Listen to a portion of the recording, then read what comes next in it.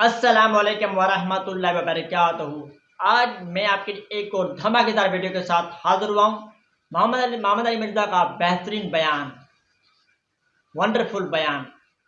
کیا سنی اور شیعہ کے بیچ میں نکاح ہو سکتا ہے؟ کیا سنی اور شیعہ آپس میں شادی کر سکتے ہیں؟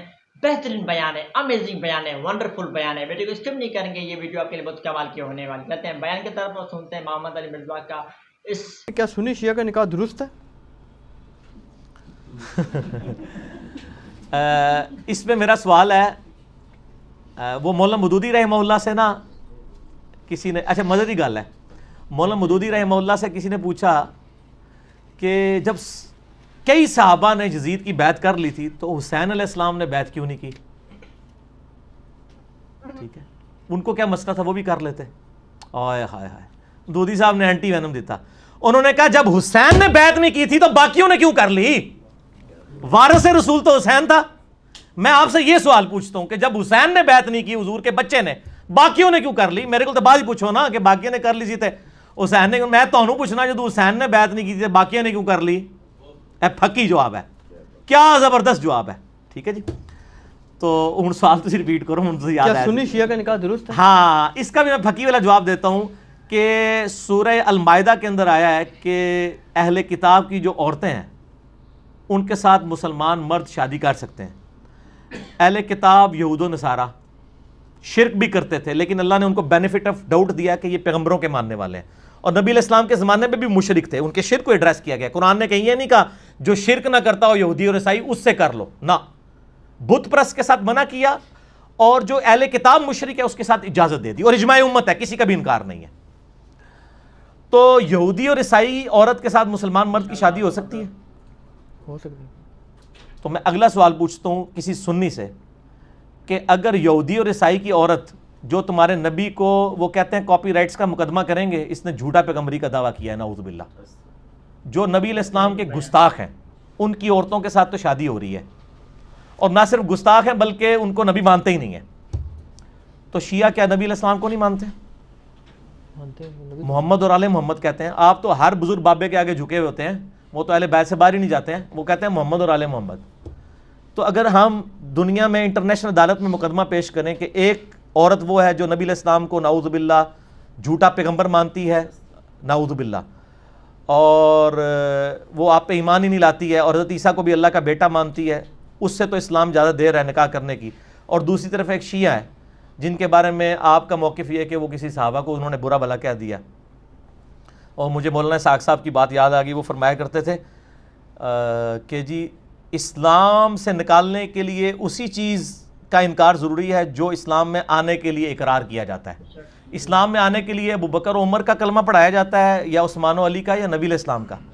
تو جب تک کوئی نبی کا انکار نہیں کرتا وہ اسلام سے باہر نہیں نکل سکتا، کیونکہ جب آپ نے اس کو اسلام میں داخل کیا تھا تو اس کو آپ نے نبی علیہ السلام کا کلمہ پڑھا کے داخل کیا تھا۔ اب اسلام سے نکلنے کے لیے بھی نا نبی صلی اللہ علیہ وآلہ وسلم کا اور قرآن کا اور آخرت کا انکار کرنا ہوگا، نعوذ باللہ یا اللہ کا۔ تو یہ ان کے جذباتی رویے ہیں، شیعہ ہوں سنی ہوں سب کے ساتھ نکاح کیا جا سکتا ہے، البتہ کفر کا ایشو ہے۔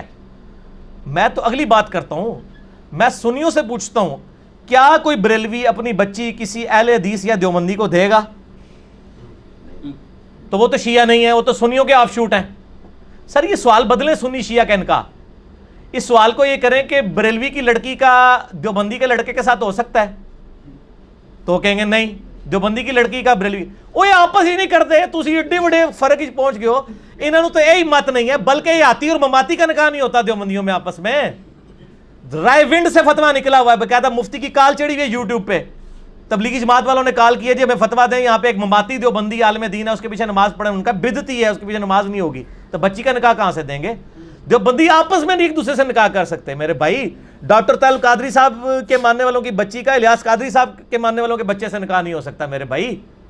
نقشبندیہ کا چشتیہ کے ساتھ نہیں ہو سکتا، وہ قوالی کے قائل ہیں، وہ قائل نہیں ہے۔ اے تسی تو بہت بڑے دور ٹر گئے ہو، کوئی بھی آپس ہی نہیں ہوتا، ٹھیک ہے نا جی۔ تو قرآن و حدیث میں جس بندے کو آپ مسلمان سمجھتے ہیں، مولویوں کے کہنے پہ نہیں، قرآن و سنت کی دلائل کی روشنی میں ہر اس بندے کے ساتھ نکاح ہو سکتا ہے۔ باقی کفر آپ دیکھیں، آپ اگر سمجھتے ہیں کہ ہم سنی ہیں، سنیوں کے ساتھ زیادہ کمفرٹیبل ہیں، تو بلکہ سنیوں کے ساتھ کیا، وہ تو اپنے فرقے کے ساتھ کمفرٹیبل ہوتے ہیں. یہاں پہ کئی اہل حدیث مولویوں نے لیکچر ریکارڈ کرائے ہیں کہ جی اپنی بچیاں جو ہیں وہ حنفیوں کو نہ دیں. ٹھیک ہے نا، وہ تو اہل حدیث حنفی کا بھی نکاح نہیں ہوتا، لیکن بڑی حیران کن بات ہے کہ ٹی وی پہ سنی شیعہ کنفلکٹ کو اجاگر کیا جاتا ہے تاکہ امت لڑے. ورنہ ریالٹی ان مولویوں کی یہ ہے کہ اہل حدیث اور بریلوی دیوبندی بھی آپس میں شادی کرنے کے لیے تیار نہیں ہے. ٹھیک ہے، لہٰذا سوال ہی جعلی ہے.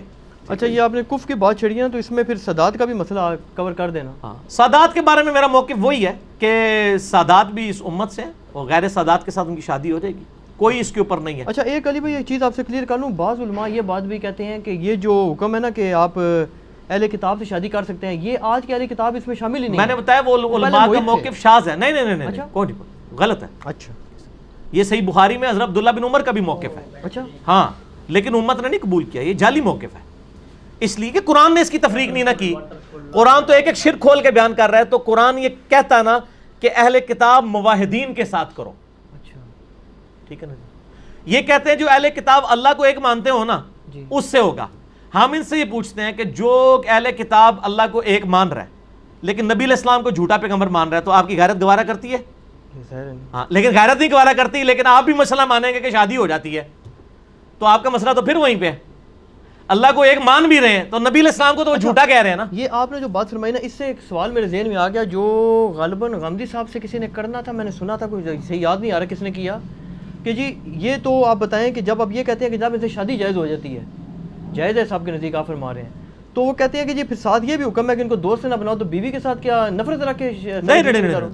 یہ سوال کسی نے کیا. چلے میں آپ کو یہ ایڈریس کر لیتا ہوں، اس کے بعد آپ کو کوئی اجازت نہیں اس سے ہٹ کے سوال کرنے کی، کیونکہ پھر آپ اور طرف چلے جاتے ہیں. جو لوگوں کے سوال ہیں نا وہ ہمیں گالیاں کھانی پڑتی ہیں.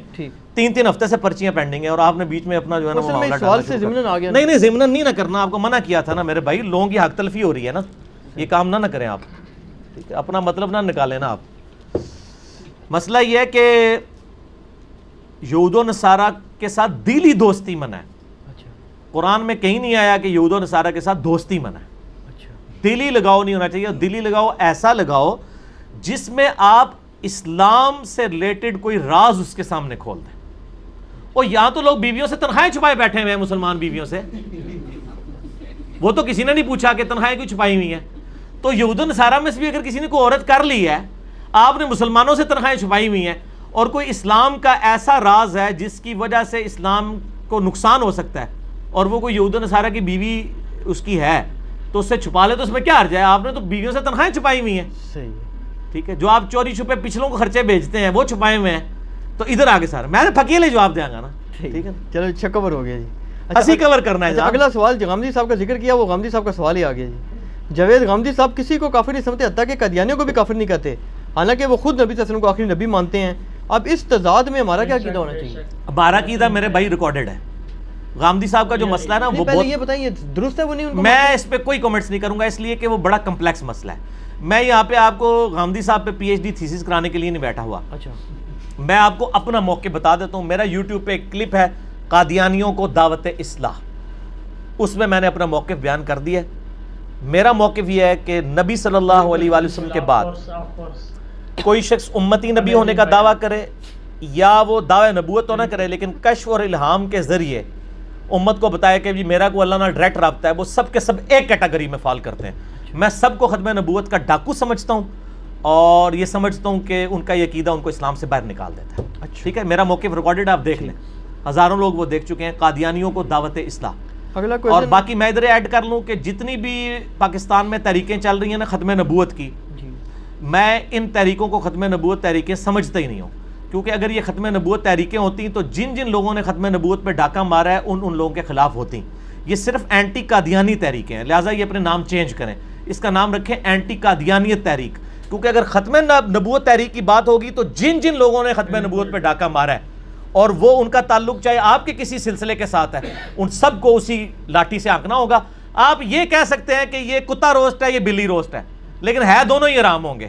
ریشو پروپورشن کا فرق کر سکتے ہیں کہ قادیانی جو ہیں وہ کتا روسٹ ہیں اور دوسرے بلی روسٹ ہیں، لیکن ہے دونوں ہی حرام ہیں. سیدہ فاطمہ الزہرا سلام اللہ علیہ کا جنازہ کس نے پڑھایا تھا؟ ریفرنس کے ساتھ بتائیں. ریفرنس تو بخاری میں اتنا ہی ملتا ہے. جب مولا علی ناراض ہو گئے سیدنا ابوبکر سے 6 مہینے تک، اس دوران آتا ہے کہ حضرت فاطمہ فوت ہوئیں اور انہوں نے حضرت ابوبکر کو نہیں بتایا اور سیدہ فاطمہ کو جنازہ پڑھ کے راتوں رات دفنا دیا. تو اس سے تو یہی لگتا ہے کہ حضرت علی نے خود ہی جنازہ پڑھایا ہوگا یقیناً، غسل بھی خود دیا تو جنازہ بھی خود ہی پڑھایا ہوگا. بعد میں ظاہر رضامندی ہو گئی تھی.